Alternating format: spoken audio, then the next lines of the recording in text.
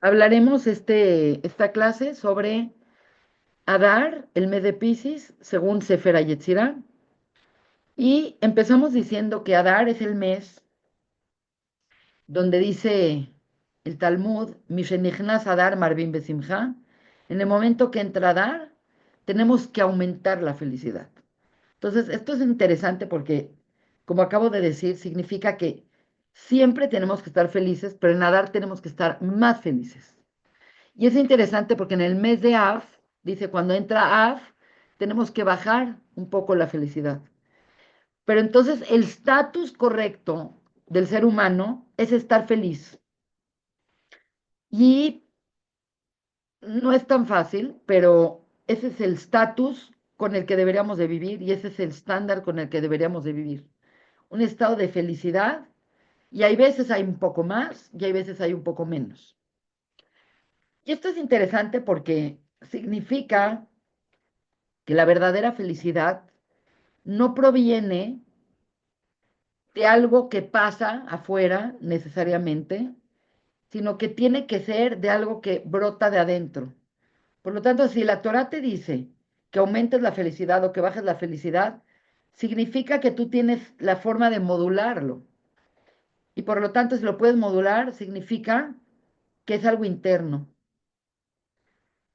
Esta es una foto muy rara, que no tiene nada que ver con nada, pero como es Piscis, me gustó el contraste de un pez con el otro pez, porque vamos a hablar del Mazal del mes, que es Piscis, que es Dagim, y vamos a ver las implicaciones de tener dos peces, uno que va para abajo y uno que va para arriba, que es algo muy, muy interesante, muy clásico de este mes.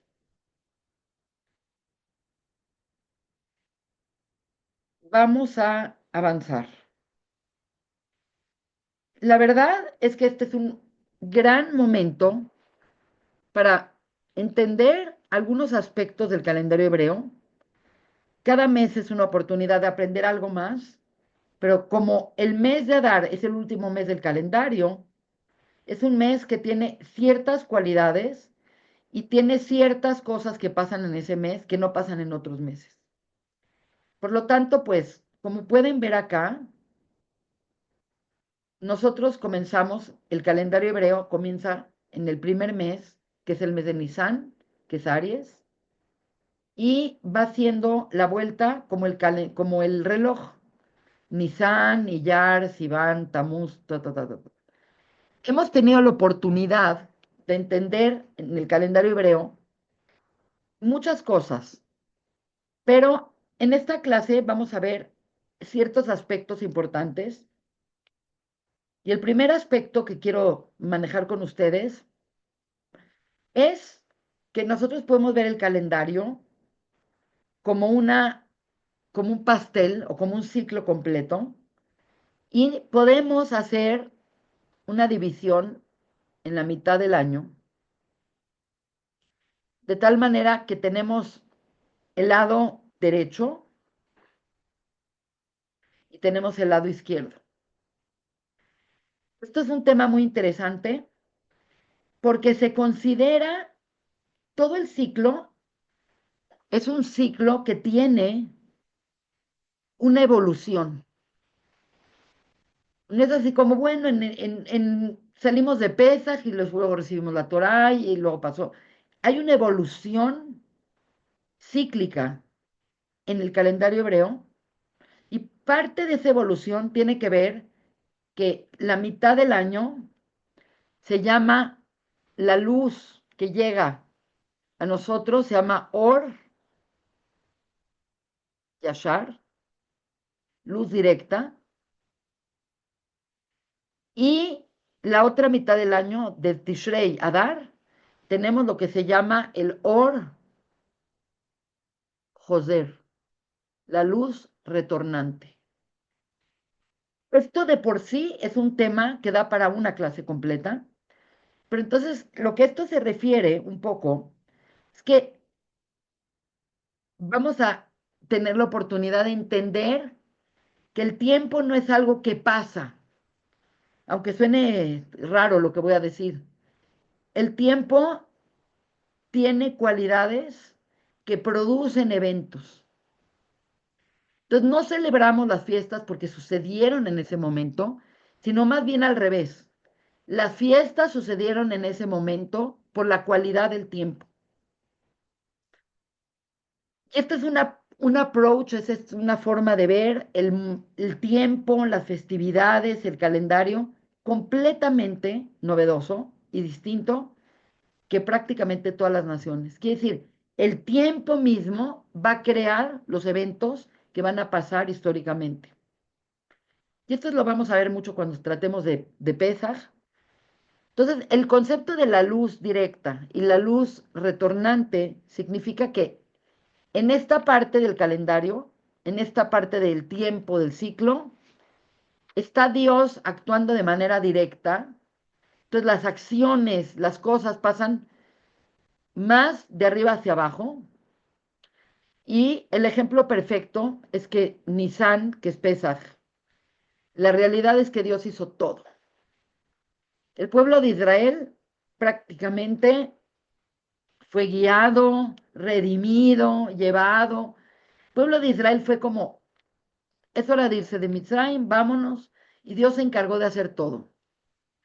Dios se reveló y Dios hizo milagros y Dios partió el mar y Dios nos dio la Torá y Dios nos dio el maná. Todo venía de arriba abajo. Y se espera como un ciclo de madurez. Es como el papá hace todo por el hijo cuando nace y el hijo no hace nada. El hijo nada más vive y recibe el gesed y la bondad de los padres. Pero posteriormente se espera que ahora el hijo empiece también su desarrollo. Por lo tanto, a partir de el fin del mes de Lul, comienza un periodo donde nosotros tenemos que retornar esa luz y por lo tanto no es lo mismo la luz que llega del Shamaim a la tierra que la luz que sale de la tierra al Shamaim. Y esta es una manera muy interesante y muy productiva de entender el calendario y las fiestas. Obviamente no vamos a abordar todo este tema, pero podemos decir que así como en Nisan Dios hizo todo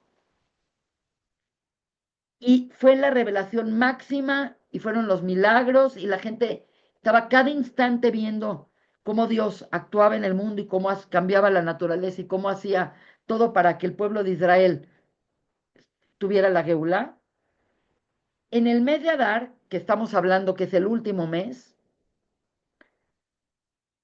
prácticamente se ve como que la historia de Purim es una historia que así pasó. El nombre de Dios no aparece en la historia, ni un nombre de Dios aparece en la historia, y todas las cosas que pasan suceden como eventos naturales, no eventos sobrenaturales. Entonces, en una la revelación es máxima y en la otra la revelación es nula. Y eso es un tema muy importante porque habla de la madurez. Si tú tienes que ver a tu papá para creer en él o para saber que está ahí, pues eres de una mente muy inmadura. Si tú has madurado, sabes que no tienes que ver a tu papá para saber que existe. Entonces, cada ciclo es una oportunidad que tenemos los seres humanos para madurar nuestro entendimiento y nuestra relación con Dios. Y resulta que el mes de Adar, por ser el 12º mes, es la última estación del año que tenemos para arreglar o para lograr que algo pase en ese año. Dicho esto, ahora vamos a ver algo muy interesante y muy especial del mes de Adar. Como dijimos, Adar es el mes 12º, es un mes que está relacionado a Purim, es un mes que está relacionado a la transformación, y ahorita vamos a hablar de eso. Pero vamos a tratar de entender otro aspecto importante del tiempo y del calendario, porque nuestra forma de ver el tiempo y la forma de ver el calendario va a determinar cambios muy importantes en cada cultura. Y voy a hablar de lo que sé, porque de las culturas orientales, la verdad, no sé mucho, no sé mucho del calendario chino, no sé mucho del calendario azteca, pero vamos a hablar de los calendarios más, digamos, conocidos en la actualidad, que uno es el calendario gregoriano, que es el calendario cristiano, que antes era el calendario juliano, que viene desde Julio Julio César, y tiene que ver con los romanos, y tiene que ver con los griegos, y tiene que ver con los babilonios. Y la verdad es que el calendario gregoriano, que es el calendario cristiano, es un calendario solar. Es un calendario que habla de años. Y el sol no habla de más que de años y de estaciones, pero el sol no habla de meses. El concepto de meses aparece por otro elemento llamado la luna. Por lo tanto, el calendario gregoriano tiene ciertas características y es que el sol es muy estable, el sol siempre brilla, el sol siempre sale por el mismo lado y el calendario tiene 365 días, que es el calendario que conocemos, y la cuenta que llevamos ahora es desde Jesús. Por eso se llama calendario cristiano. Entonces, estamos en el año 2025 después de la muerte de Jesús o del nacimiento de Jesús. Por otro lado, opuesto al calendario solar gregoriano, tenemos el calendario islámico o musulmán, que es un año completamente lunar. Quiere decir, para los musulmanes, lo único que se fijan es en la luna. Y esto es muy interesante porque el año lunar, a diferencia del solar, tiene 354 días. Quiere decir que la diferencia entre el lunar y el solar es de 11 días. Y a lo mejor en un año no es muy grande el desfase que crea uno sobre el otro, pero en el paso de los años, estos 11 días se van acumulando, ahora son 11, luego son 22, luego son así. Y por eso el Ramadán, que es la fiesta islámica más importante, ahora puede caer en verano, ahora cayó apenas ahora, que es todavía invierno. Por lo tanto, va cambiando, de repente cae en noviembre, de repente cae en enero, cae o en meses anteriores. Entonces, de repente puede ser que el Ramadán es en agosto y de repente el Ramadán es en marzo. Y ellos celebran sus fiestas en base a eso, porque lo único que fijan es la luna. Y no sé si se dan cuenta, pero la luna, y por eso puse esta imagen, la luna sí habla de meses. Es más, la palabra meses viene también de la parte menses, que significa menstruar, que son como el ciclo de la mujer, que es cada 28 o 30 días que va a tener su periodo. Igual la luna marca el creciente, la luna nueva, el creciente, la luna llena, y empieza a menguar hasta desaparecer. Por lo tanto, normalmente un mes lunar tiene 29,5 días. Esto tiene implicaciones muy importantes porque es muy diferente una cultura que venera al sol o que está basada en el sol o una cultura que está basada en la luna. Las culturas solares son más masculinas y las culturas femeninas, las culturas lunares son más femeninas. Y esto tiene muchas repercusiones culturales y religiosas que salen del contexto de esta clase, pero ahora vamos a hablar del calendario hebreo. Y ahorita van a entender por qué estoy echando todo este rollo del calendario. En el calendario hebreo es primordialmente lunar, quiere decir nosotros cada mes tenemos una festividad llamada Rosh Hodesh, que es la cabeza del Hodesh, que es la luna nueva que se empieza a aparecer. Y esa es la base del calendario judío, eso comienza es más, es la primera mitzvah que le dan al pueblo judío como pueblo cuando van a salir de Egipto, que dicen, Ahodesh Azelahem, el mes, este mes va a ser la cabeza de los meses para todos los meses, y a partir de este mes contarán. Y esto es bastante fascinante porque esto nos mete a la importancia que tiene el judaísmo con el tiempo y con el calendario. Pero aquí entra el tema importante. Si nos hubiéramos quedado con el calendario lunar, nos pasaría lo mismo que el Ramadán. Se nos iría desfasando y cada vez las fiestas caerían en otras fechas. Y por este motivo, los Jajamim, con la ayuda de Dios que nos orientó, crearon un sistema en el que el calendario es lunar, pero existe una corrección con el calendario solar que se logra de manera exacta y perfecta, haciendo que cada ciclo de 19 años hay 7 años bisiestos y ese desfase que podría darse cada año de 11 años se arregla con esos 7 años bisiestos que aumentas no un día como en el calendario juliano y gregoriano, sino aumentas un mes. Y por eso hay Adar Aleph y Adar Bet. Entonces, el mes que está sujeto a esta adaptación es el mes de Adar, del cual vamos a hablar. Entonces, este es un tema muy importante porque el calendario hebreo, en estos términos, en términos de la compenetración de estos dos astros que rigen a la Tierra, que es el Sol y que es la Luna, en el calendario hebreo están perfectamente reparados. De tal manera que hay muy, muy poca variación y nunca hay nada que se mueva. Yo ahorita voy a explicar por qué. Este método de reparación se llama ciclo metónico.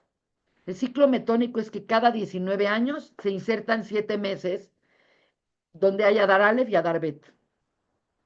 Y con esto se mantiene siempre que la primavera y que Pesaj caiga exactamente el 15 de Nisan. De tal manera que la luna, el sol y las constelaciones, el Pesaj, están exactamente alineadas como el Pesaj que pasamos cuando salimos de Egipto.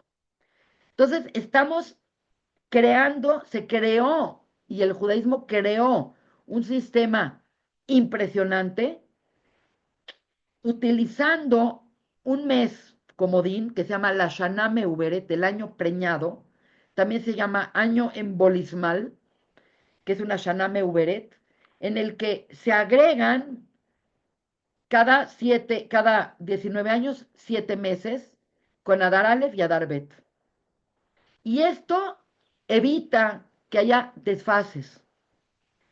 Y esto está estudiado para todo el tiempo del mundo. Quiere decir, los jajamim lo hacían y había la mitzvah de Rosh Hodesh.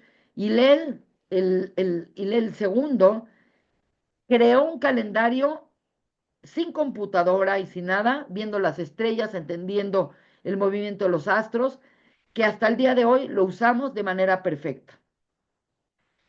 Entonces, lo que se hace es que hay lo que se llama la corrección adicional. Hay una pequeña corrección que se hace además del año Meweret, que se llama Molat Zaken, que tiene que ver que hay ciertas fiestas que no pueden caer en ciertos días. Entonces, por ejemplo, nunca Yom Kippur cae en días problemáticos, o nunca el ayuno de esto cae acá, o nunca Tisha B'Av cae en Shabbat. Entonces, se hacen pequeños ajustes, pero son mínimos, nada más son para que las fiestas tengan su debido lugar, pero definitivamente, por mucho, el calendario hebreo es el calendario más perfecto, que tiene menos necesidad de reparaciones y menos desfases de todos los calendarios que hay en la humanidad. Eso es para darnos gusto de que somos parte de una cultura, de una forma de vida que también se fijó en eso. Ahora, la realidad es que el mes en sí es un mes interesante porque, como expliqué al principio, se termina el año y ya sabes que cuando algo se está terminando, como que quieres acabarlo bien, como que quieres que lo que se gestó durante el año llegue a su fruición. Y eso hace mes muy propicio para corregir cosas, para hacer tikkun. Y esto es un tema muy fascinante porque básicamente este mes, según el Sefer HaYetzirah, contiene secretos y contiene ciertos elementos que de conocerlos nosotros podríamos entender mejor la energía del mes y aprovechar la energía del mes para nosotros utilizar esa energía y utilizar ese tiempo para reparar aquello que podemos reparar. Vamos a comenzar, nada más les quiero recordar que cada mes, según Sefer Yetzirah, está relacionado con un mazal, con un zodiaco, está relacionado con una tribu, de las 12 tribus, obviamente con un mes, está relacionado con una de las 12 letras simples que nos aclara el Sefer Yetzirah. Y también hay un planeta que rige a cada mes, que aunque son 7 planetas, si tomamos en cuenta también al Sol y a la Luna, resulta que los 12 meses tienen la posibilidad de ser acompañados por un planeta. En este caso, el mazal del mes, el horóscopo del mes, son los dagim. Dagim es el plural de dag, que es piscis, los peces, los pescados. Y obviamente el elemento principal, pues obviamente es agua, porque los peces viven en el agua. El planeta que rige al mes de Piscis es Júpiter, que es el mes Tzedek. Y la naturaleza del mes es que así como el agua es un lugar que permite tu navegación, que permite tu sobrevivencia, el pez vive en el agua como pez en el agua. Y esto se refiere a que el agua provee todo para el pez. Por eso cuando un Yehudi va a comer un pez, no le tiene que hacer shejitá. El pez con sacarlo del agua muere y no tienes que hacer la shejitá, no tienes que cortar. Es más, el pez no tiene cuello. Y este elemento del cuello es un tema importante porque desde el punto de vista cabalístico, nosotros sabemos que las sefirot tienen relación con diferentes partes de nuestro cuerpo. Y este es un tema muy fascinante porque nosotros sí tenemos cuello y la mayoría de los animales kasher, todos los mamíferos kasher tienen cuello y ahí se hace la shejitá. Y lo que significa el cuello es dad. Entonces, pues, es un poco que nosotros tenemos como una interfaz o algo que conecta lo que pensamos con nuestras emociones. Y ahí puede haber una desconexión. Ahí puede haber la racionalización. Ahí puede haber problemas de racionalizar emociones y perdernos entre lo que hay arriba y lo que hay abajo. La unión de lo de arriba con lo de abajo en el pez es total, porque no tiene cuello. Este es un tema muy importante para el tema de Purim, que lo quiero tratar más adelante. Entonces, recuérdenme si por algún motivo no lo menciono, recuérdenme hablar del cuello con Purim y por qué mencioné lo de los peces que no tienen cuello. Suena como raro, pero es sumamente interesante. El pez es un, es un ser vivo muy particular y está asociado en la Torá y está asociado en la tradición judía con la bendición. Es más, decimos que te prurbu, que te reproduzcas y que tengas bendición como los peces. Nirve kedag.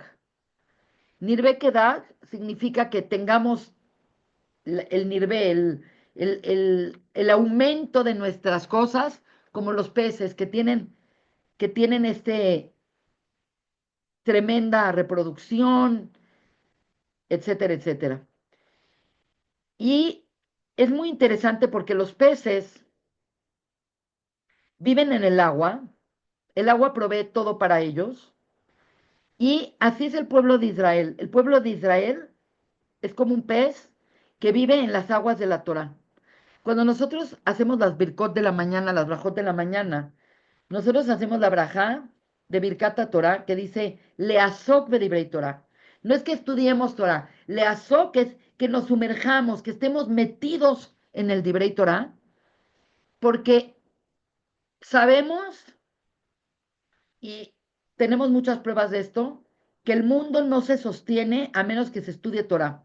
Y así como un ser humano no soportaría vivir más de 3 días sin agua, el pueblo de Israel no soportaría sin Torah más de 3 días. ¿Cómo sabemos esto? Bueno, del agua sabemos que una persona no puede hibernar. No somos como los osos o como otros mamíferos que se esconden en el invierno. Los seres humanos necesitamos agua. Y sabemos científicamente que una persona después de 3 días de no tomar agua, a excepción de que esté en un estado de congelación, que su estado basal baja mucho, una persona normal no podría vivir más de 3 días sin agua, se deshidrata y se muere. Y lo mismo sucede con el pueblo de Israel. No puede haber 3 días sin que se lea la Torah. Por eso la Torah se lee lunes, jueves y Shabes. Quiere decir, el que hayan escogido lunes y jueves tiene que ver con los días de mercado, que era cuando se juntaba la gente para que leyeran la Torah. Pero tenía que haber esta siempre lectura de la Torah, porque es como el motor del mundo. Y aunque suene como un acto de fe lo que estoy diciendo, estoy convencida de que es verdad. Y hay cientos de fuentes en la Torá, en el Talmud, en la Mishnah, que hablan de esto. Por lo tanto, voy a decir algo muy raro. Nosotros hemos dicho que el estudio de los horóscopos y el estudio de los meses según Sefer Yetzirah difiere del estudio zodiacal o de las cartas astrales que hacen otras naciones, porque nosotros partimos del concepto de que Ein Mazal a Israel. El pueblo de Israel no tiene un horóscopo que lo rija y no tiene un malaj que lo rija. El pueblo de Israel está por encima de los horóscopos y está por encima de la influencia astral. Entonces, ¿cómo justifico que estamos estudiando esto? Eso no significa que no pasan cosas por los astros. Quiere decir, así como la luna cambia las mareas y como el sol cambia las estaciones, los horóscopos afectan a la creación, pero afectan a la creación, pero no afectan a Israel, porque como Israel tiene Torah, Israel está por encima de eso. Por lo tanto, no estudiamos esto para ver cuál es nuestro destino, porque el destino para el pueblo de Israel no existe. El destino existe para las personas que están limitadas a entender el sistema de Elohim. Pero para nosotros que estamos en la búsqueda y el entendimiento profundo del Yud-Kei Vav-Kei, que es elevarse más allá de los planetas y de la influencia astral, como bien le dijo Dios a Abraham. Cuando Abraham vio su carta astral, dijo, yo no voy a tener hijos, y Sara no va a tener hijos, Dios le dijo, Ein Mazal Israel. Israel está por encima de eso. Entonces, bueno, por lo natural no tendrás hijos. Pero ¿por qué te defines como una persona natural? Podemos ir más allá, podemos ir a lo trascendental. Y por lo tanto, tu destino no existe porque tú tienes contacto con lo trascendente. Y cuando estás en contacto con Dios, como dicen, Dios todo lo puede. Entonces, es una forma distinta de estudiar la astrología. Es una forma distinta de entender. Y la justificación de por qué lo hacemos es porque queremos entender cuáles son estas fuerzas que producen historias o que producen eventos. Y si sabemos estas fuerzas, podemos utilizarlas para nuestro bien y podemos utilizarlas para navegar en el tiempo y sobreponernos al tiempo. Entonces, esto es un tema muy fascinante porque entonces Israel no tiene un horóscopo. Lo digo porque, por ejemplo, sabemos que Edom o Isaf, el mes de ellos es Af, el mes de Af, Leo. Pero el pueblo de Israel no tiene mes, porque está por encima de los meses. Pero voy a decir una cosa muy rara. Si tuviera que tener mes, si fuese que tuviéramos que adjudicar un mes o un horóscopo al pueblo de Israel, serían los dagim, serían los peces. Serían los peces precisamente por lo que explicamos, de cómo el pez vive en el agua. Y hay otra cosa muy importante del pez. El pez no lo vemos. No estoy hablando del pescado. Estoy hablando de cuando el pez está en el agua, cuando vas en un barco, cuando vas en un crucero. Tú no ves el pez. Y tú no ves lo que hay adentro del océano. Y tú sabes que en estas películas de Jacques Cousteau y en estas películas del océano te das cuenta que es un mundo desconocido. Estás hablando de qué no hay en el océano. Es como una locura. Bueno, lo mismo es el judaísmo. Tú puedes ver por afuerita, pero no sabes lo que hay adentro. Entonces, un yehudí que esté inmerso en la Torá, tú no puedes entender el nivel de profundidad y sofisticación y complejidad que hay abajo. Y por lo tanto, también como no lo ves, no lo entiendes, pero tampoco está sujeto a las fuerzas negativas del universo. Un poco como es, así como no ves algo, no puede tener Ainara.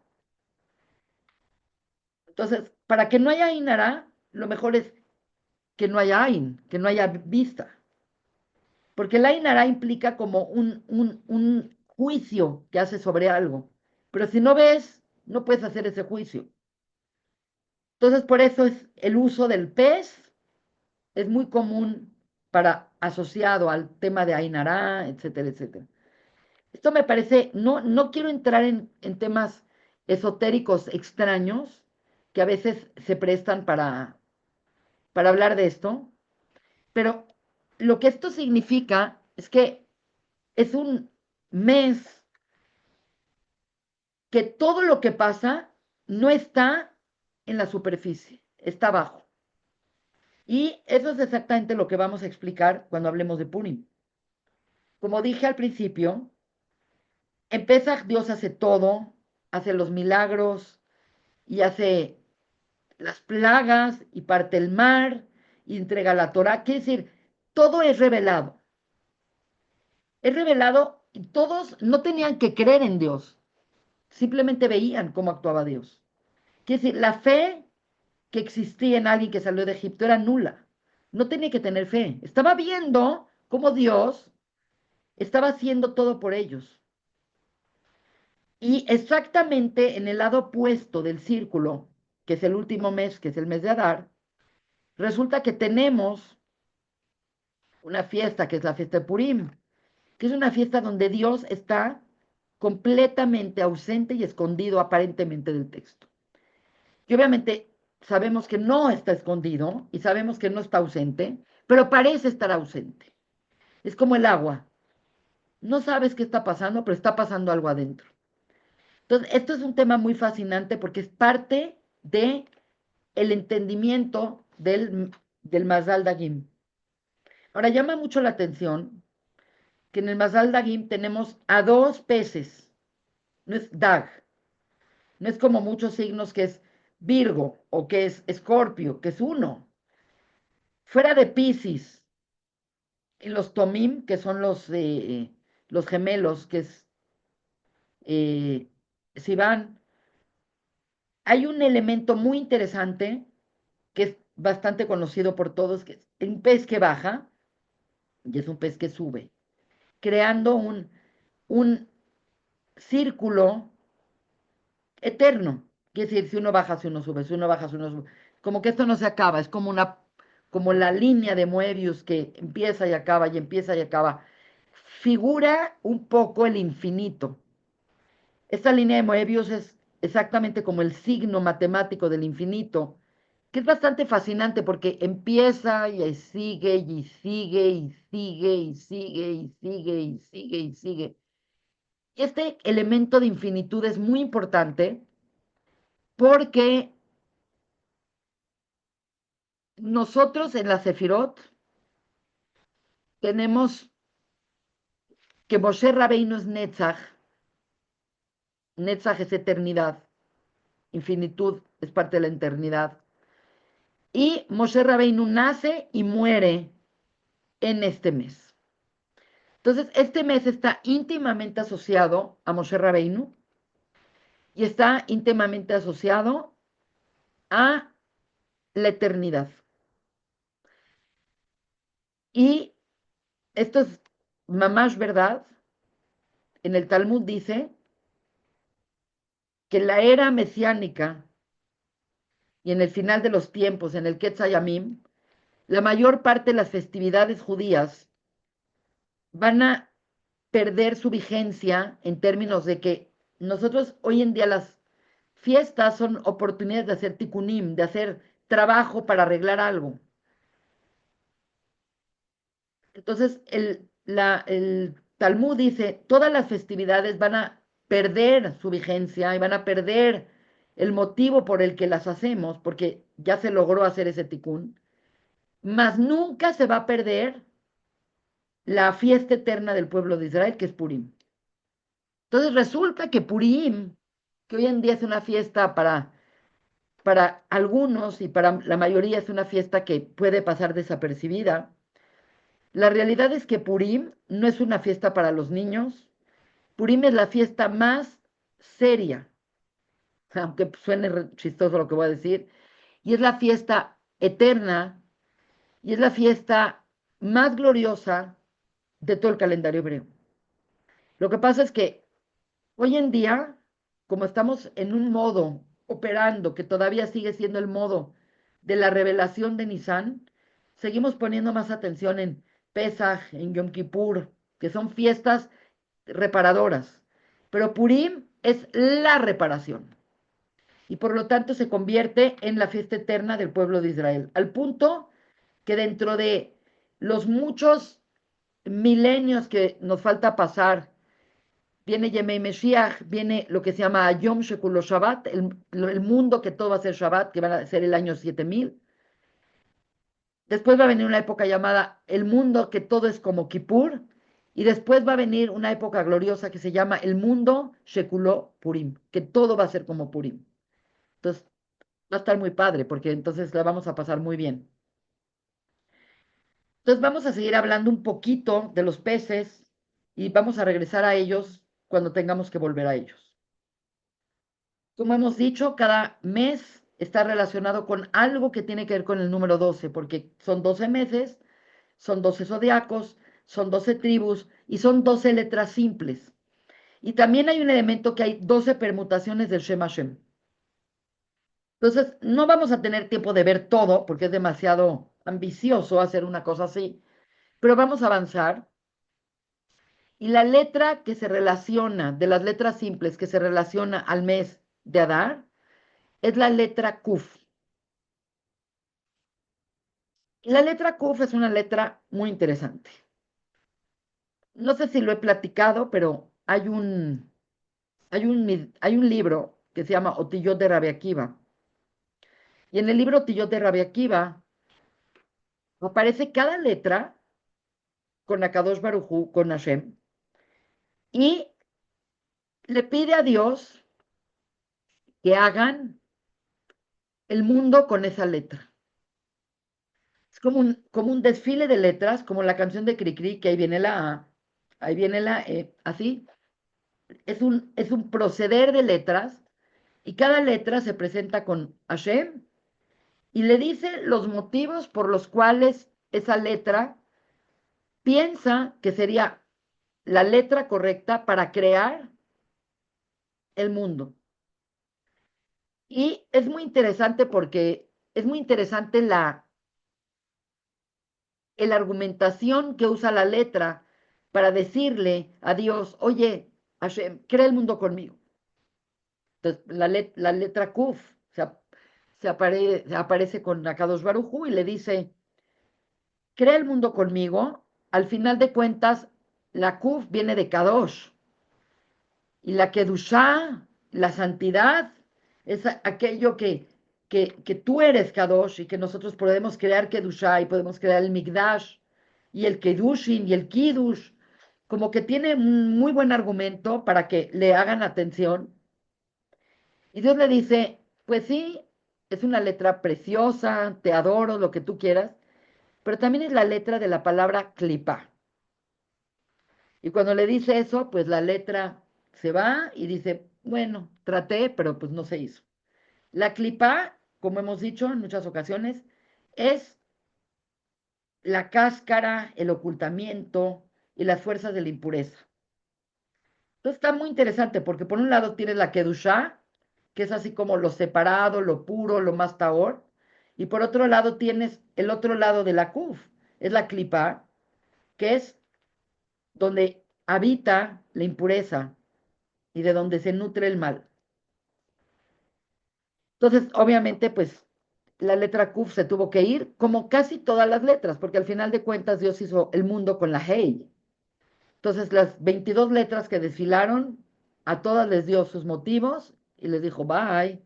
Y se quedó con la letra más simple y humilde de todas, que es la letra Hey. Ahora, quiero que vean algo muy interesante. La letra Kuf está muy parecida a la letra Hey. Quiere decir, la letra Hey es la letra con la que Dios creó el mundo de Asia. Y la letra Kuf, si tuviéramos un renglón, es igual, pero se baja.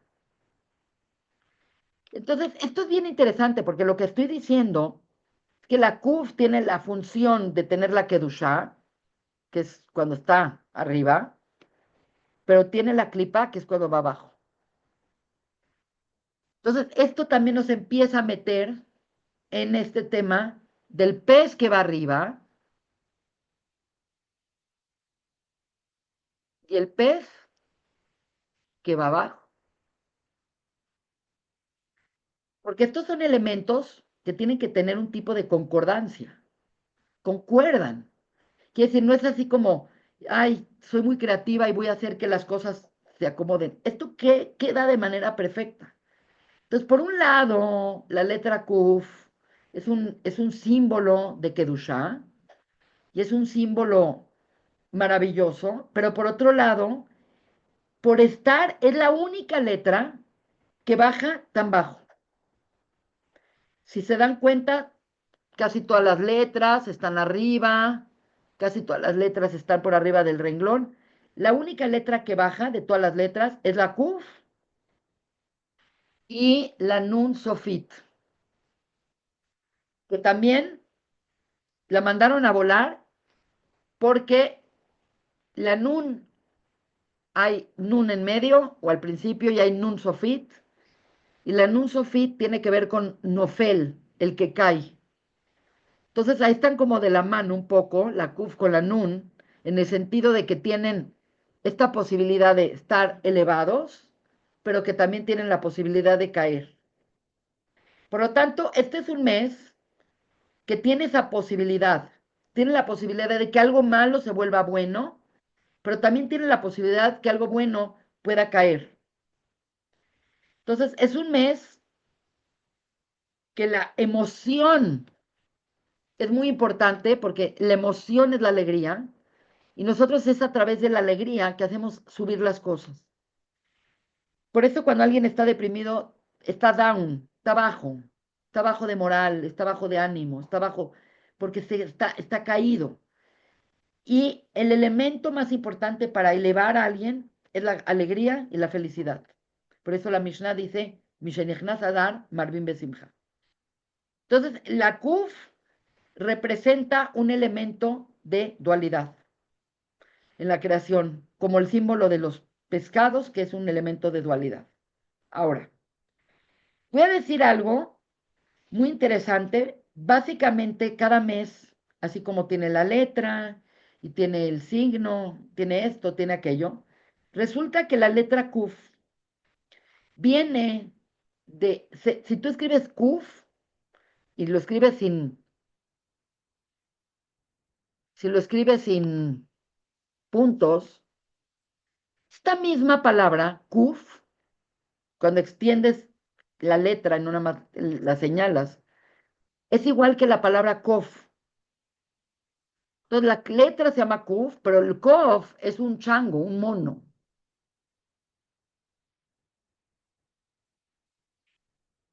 Y el mono es un animal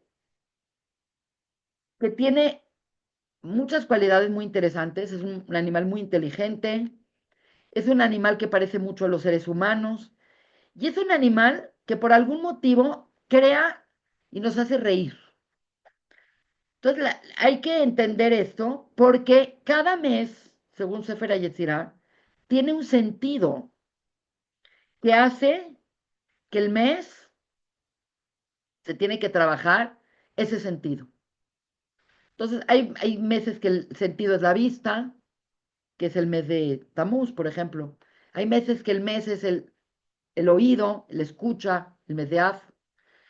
El mes de Kislev tiene que ver con el sueño. El mes de Adar tiene que ver con la risa. Y es muy importante la rectificación de la risa o del tzhok. Entonces, hay mucha gente que le parece muy extraño este comentario, pero la risa es algo muy importante. Y la risa, por un lado, pues hay una risa que te eleva, hay una risa que te maravilla, que te pone feliz cuando una persona descubre algo nuevo, cuando una persona encuentra algo inesperado, le da risa. Y esa risa es una risa elevadora. Pero también hay una risa mala. Por eso no es nada más, es un mes para reírte, no, es un mes para rectificar la risa. Entonces, esto es interesante porque lo que voy a platicar ahorita es que en la Torah sí aparece el concepto de la risa y que aparece muy tempranamente. Por ejemplo, Abraham se acaba de hacer Brit Milá, tiene 100 años. Sarai Meinu tenía 90 años. Vienen tres viajeros, que luego resulta que son ángeles, a visitar a Abraham. Cada uno de estos viajeros le trae una noticia. Viene uno de ellos y le dice, vas a tener un hijo con Sara. Entonces, esto es bastante impresionante porque, acabo de decir, Sara tiene 100 años, 90 años, Abraham tiene 100 años, llevan casados decenas de años, llevan casados 60, 70 años, no han podido tener hijos y cuando oyen esta noticia,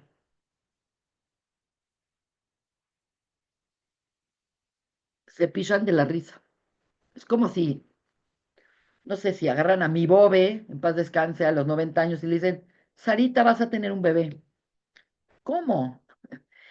Entonces, es interesante, este pasaje es un pasaje bien importante de la Torá, porque Abraham se rió y porque Sara se rió y porque Dios, bueno, Dios pregunta vía los ángeles, dice, ¿por qué se rió Sara? Y Sara dice, no, no, yo no me reí. Como que hay un elemento muy importante y esto nos demuestra un poco qué es la risa. Hay una risa que proviene de lo inesperado, que proviene del milagro. Es como cuando nos enteramos, por ejemplo, que empezaron a explotar los beepers de Hezbollah. La verdad, te da risa.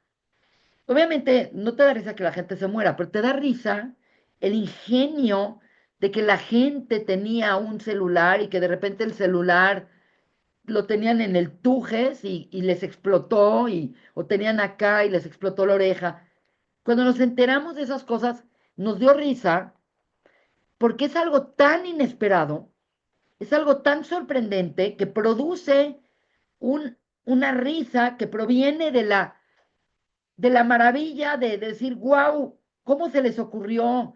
Cuando nos reímos de un chiste, cuando nos cuentan un chiste y de repente nos reímos porque está ingenioso, porque ¿cómo se les ocurrió semejante cosa? Yo nunca había pensado en eso. Lo inesperado, eso que te lleva a maravillarte, que te lleva a ver que las cosas no están limitadas.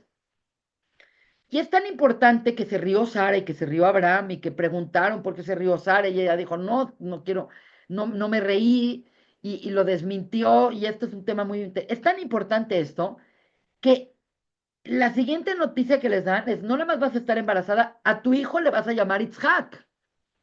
Y Yitzhak proviene del Shoresh Tzchok, que significa se reirá. Y este es un tema muy importante y muy reservado, porque Yitzhak de los Abot es el que a Dios le pone el nombre desde que nace, antes de que naciera. Abraham le puso su papá Abraham, luego él se lo cambió a Abraham. Jacob se volvió Israel, pero Yitzhak fue puesto el nombre. Y es interesante que Yitzhak tiene que ver con se reirá. Y este es un elemento muy importante que en algún momento hablaremos. ¿Cuándo es que Yitzhak se va a reír? Porque si tú me agarras a los tres Abot juntos y me dices, ¿quién es el menos chistoso y el menos simpático? Pues es Yitzhak. Porque resulta que Yitzhak es Din y es Geburah, y porque Yitzhak casi lo matan en la queda de Yitzhak, y Yitzhak tuvo una vida que no da risa, no da risa. Entonces la pregunta es, ¿cuándo se va a reír Yitzhak? Porque se llama Yitzhak, se va a reír. Y algún día les voy a contar esa gemore que es increíble y hablaremos de eso. Entonces, el elemento de rectificar la risa significa, en pocas palabras, que hay una risa maravillosa que te levanta, que te maravilla, que dices, wow. Y hay una risa que te sume, que te baja todo, la risa del cínico. No sé si han estado en alguna situación donde todos están inspirados y de repente no falta la personita que viene con un comentario que baja totalmente la moral de todos. Y esa es la risa del cínico. Es interesante, nada más se los dejo como una tarea si lo quieren hacer. Es interesante analizar al guasón, porque el guasón es un cínico. El guasón de Batman es un cínico. Y él se ríe, pero se ríe desde el lugar erróneo, desde el cinismo, del pesimismo, de la bajeza. Y la risa que tenemos que rectificar es la risa que nos eleva, que nos conecta, que nos maravilla y que nos da sentido. Entonces, este es un elemento muy importante. Y acá entra otro tema interesante porque entonces, como podemos ver, el que haya un mes que tiene dos elementos, tienes la CUF que tiene el elemento de arriba, el elemento de abajo, resulta que empezamos a ver esta dualidad constante que empieza a haber en este mes. Dijimos, Moshe nació en Adar. El 7 de Adar nació Moshe. Es interesante, es el muy pronto. Pero también muere Moshe el 7 de Adar. Entonces, está el elemento de entró Moshe, nos dio la Torah, muere Moshe. Aunque Moshe no murió, pero el relato es que dejó de estar físicamente acá. Entonces, lo que quiero que empiecen a ver es esa dualidad que te empieza a meter el mes. Y esa dualidad que permea tanto la creación, porque nosotros vivimos en el mundo del Tzimtzum Bet, que es el Tzimtzum de la dualidad.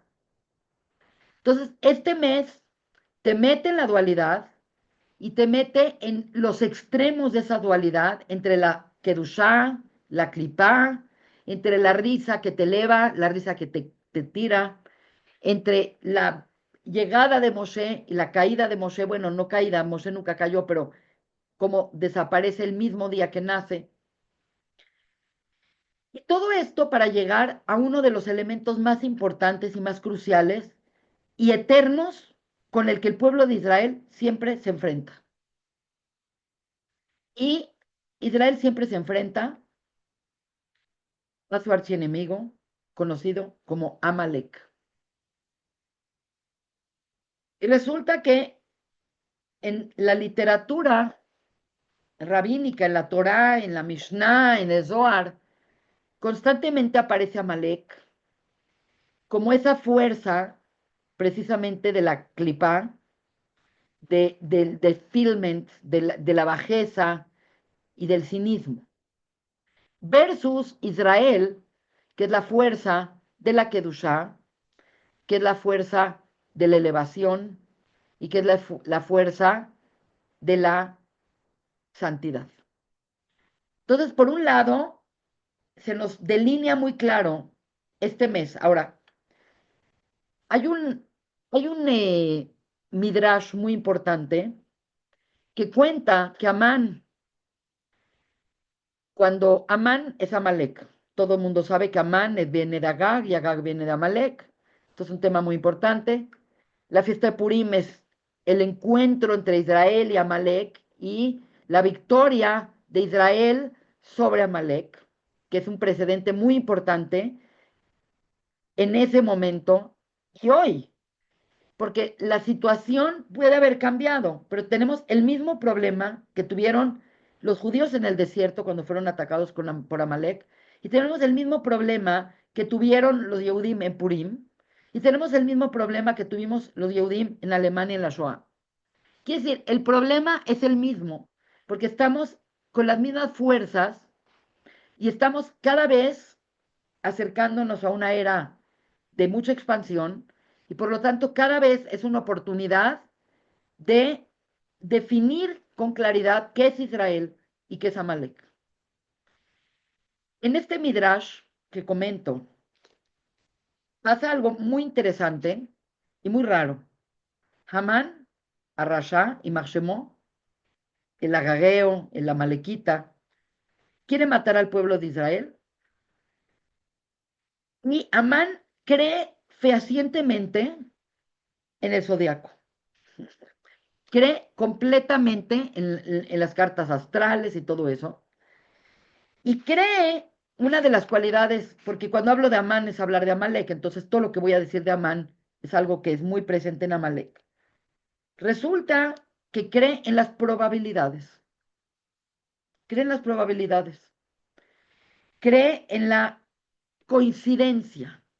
Cree en el azar.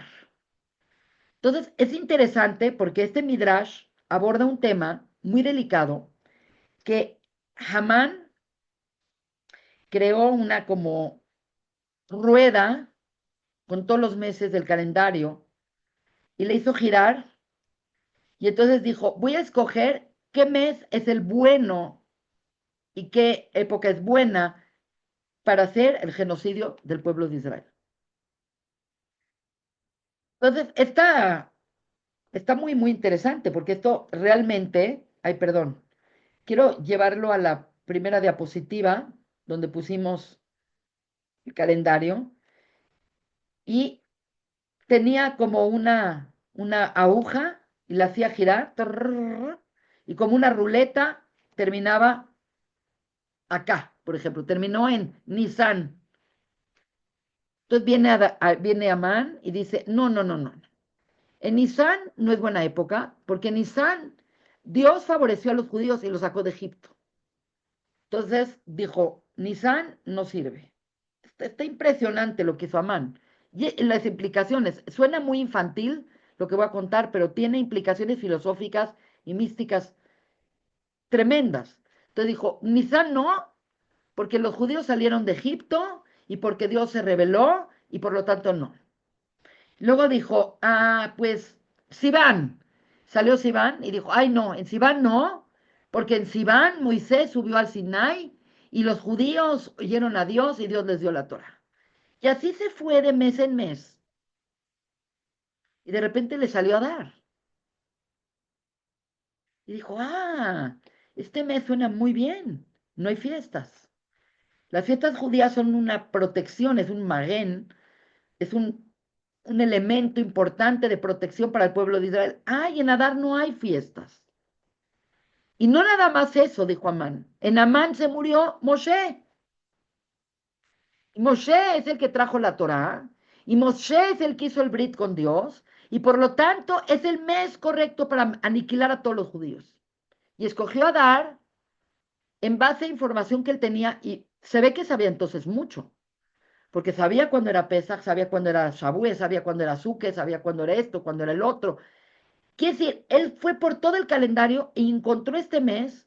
Lo único que le falló es que él vio que murió a Moshe, pero no vio que nació.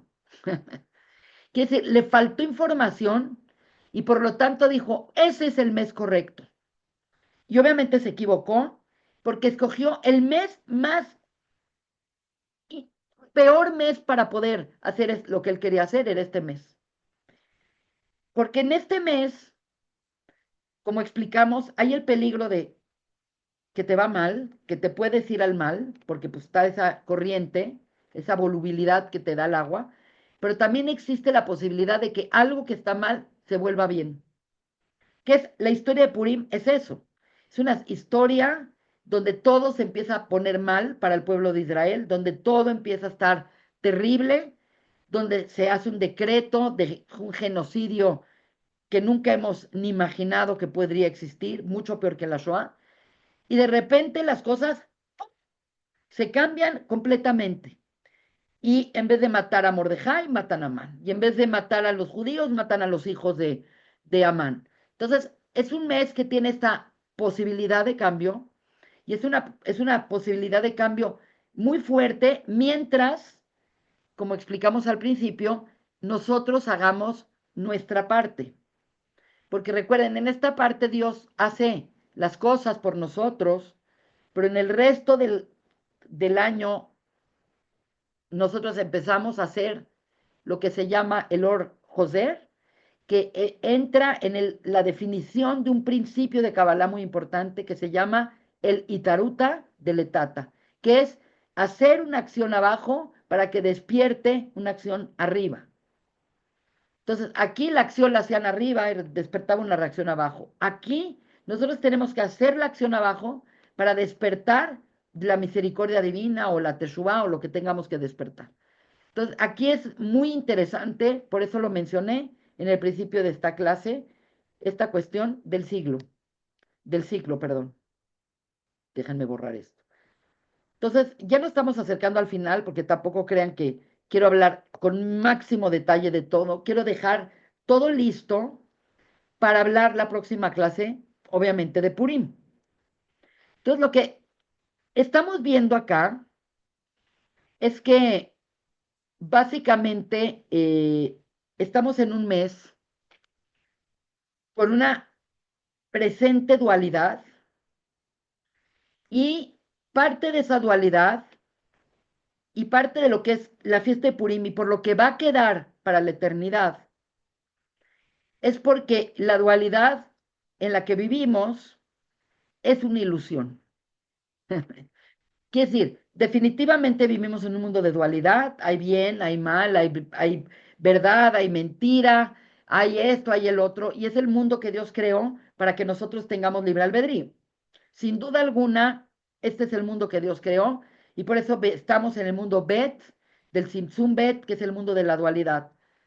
Pero para términos de Dios, que Dios es Aleph, que Dios es unidad, la dualidad es absolutamente una ilusión.